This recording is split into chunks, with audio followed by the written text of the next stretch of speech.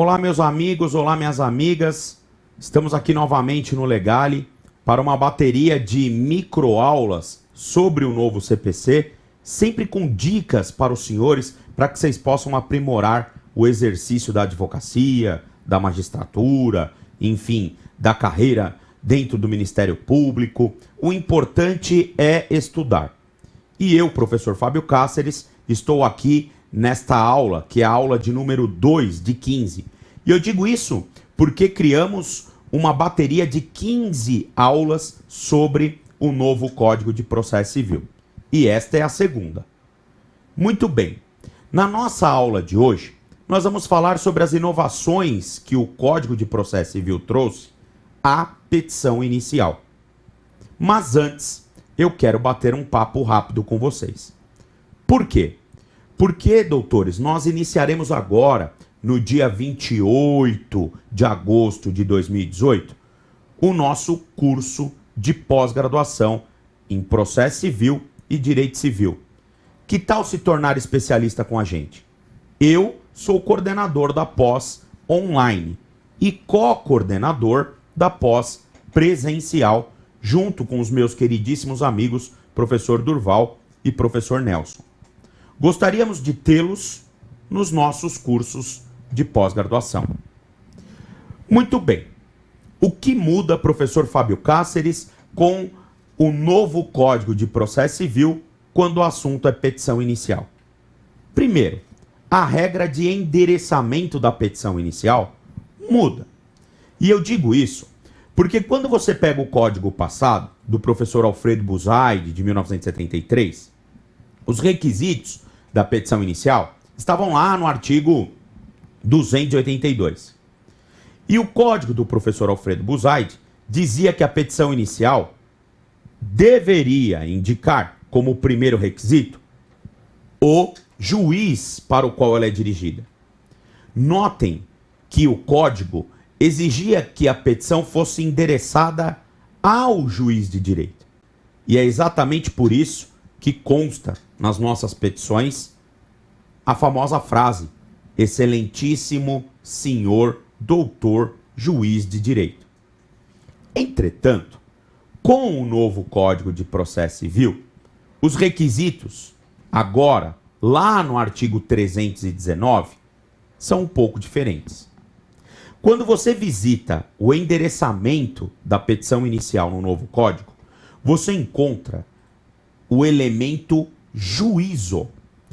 Então, o novo CPC, ele determina que a petição inicial ela seja endereçada ao juízo e não mais ao juiz. Logo, me parece que você deve adequar o endereçamento da sua petição inicial a esta nova regra. E me parece que o ideal aqui é constar no endereçamento ao juízo de uma das varas do foro XYZ.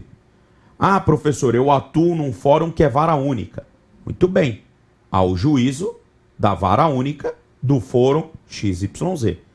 Professor, eu atuo em um fórum que tem vara civil, vara de família, vara de direito empresarial, ao juízo de uma, já que você não sabe para quem vai, porque a petição inicial será distribuída, ao juízo de uma das varas cíveis do foro tal, ao juízo de uma das varas de família do foro tal, ou ao juízo de uma das varas de direito empresarial do foro tal. Este, hoje, é um elemento que consta no novo código. Temos ainda, lá como nova exigência, a necessidade de informar o endereço eletrônico das partes. Então, quando você for qualificar o autor e qualificar o réu, é importante que você informe o endereço eletrônico das partes, o e-mail do autor e o e-mail do réu. Professor, mas eu não sei qual é o e-mail do réu. Então, pelo menos informe o e-mail do autor. Porque quando o réu for se defender, ele deve se qualificar. E aí ele passa, na contestação, a informar o e-mail dele. Uma outra circunstância importante da petição inicial: não é mais requisito pedir a citação do réu. Note que quando você visita o artigo 319, não consta lá que é dever do autor pedir a citação do réu. E isso me parece bastante lógico.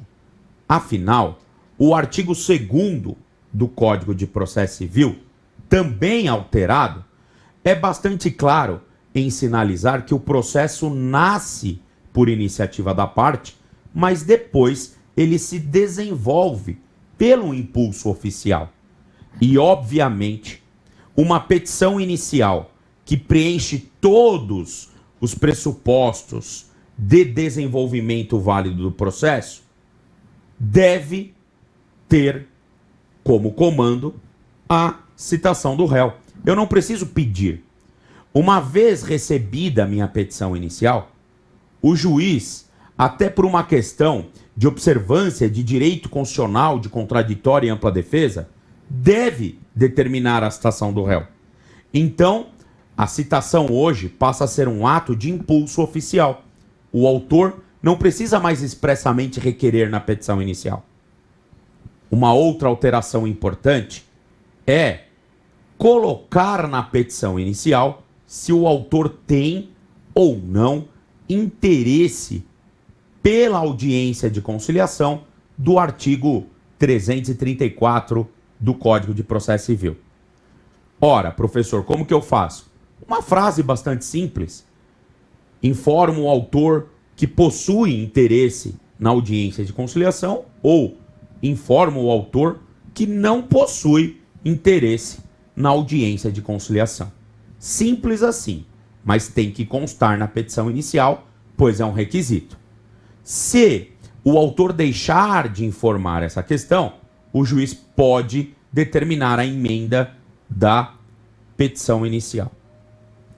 E uma dica prática, aliás, de prática, os professores do Legale entendem. Afinal, todos os professores do Legale exercem, além da docência, alguma outra atividade dentro do cenário da prática processual civil, ou prática processual civil, como você queira chamar. Eu, por exemplo, sou advogado, tenho processos no fórum, atuo de verdade. Logo, eu tenho condição de dar dicas aos senhores sobre prática de processo.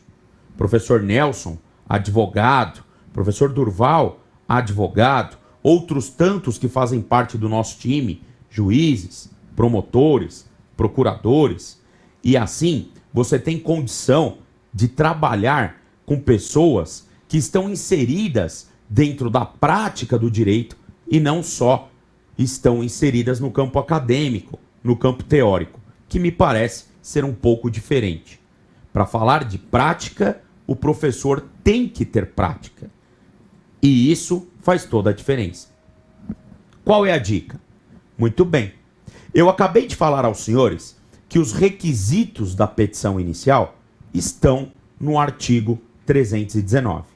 E quando você visita o artigo 319, consta lá que você tem que informar se o autor tem ou não interesse pela conciliação. Agora, você sabia que nem toda petição inicial você tem que informar se o autor tem ou não interesse pela conciliação? Como assim, professor? Está lá no 319, então toda petição inicial eu tenho que informar. Não. Você só precisa informar se o autor tem ou não interesse pela conciliação na petição inicial que vai tramitar em procedimento comum. Por quê? Porque no procedimento comum é que há a regra de designação prévia de audiência de conciliação, prevista lá no artigo 334. Se você está distribuindo uma inicial de procedimento especial, por exemplo, monitória, ação de exigir contas, ação possessória, nestas, os procedimentos especiais não prevêem, em regra, esta audiência prévia do 334. E se você disser que tem ou não interesse pela conciliação, na inicial destes procedimentos especiais, a maioria massacrante deles, você estará equivocado, pois o juiz não vai designar a audiência. O juiz vai citar o réu, em regra, para que ele conteste. o que não ocorre no procedimento comum, em que o réu é citado para a audiência de conciliação. Aliás, nas nossas aulas práticas, você vai notar que até mesmo no procedimento comum, muitos juízes não aplicam esta regra do artigo 334. E nós vamos debater durante o nosso curso de pós-graduação por que ocorre esse fenômeno dos juízes negarem vigência ao artigo 334. Alguns, não todos. E os que fazem isso, fazem até pensando no bem das partes, do autor e do réu. Tudo isso será bem debatido na pós. Aguardo vocês, dia 28 de agosto de 2018, no Legale. Tanto virtual, acesso Brasil inteiro, por meio de plataforma online, ou presencial com a gente aqui dentro da sala de aula. Até lá, meus amigos. Muito obrigado.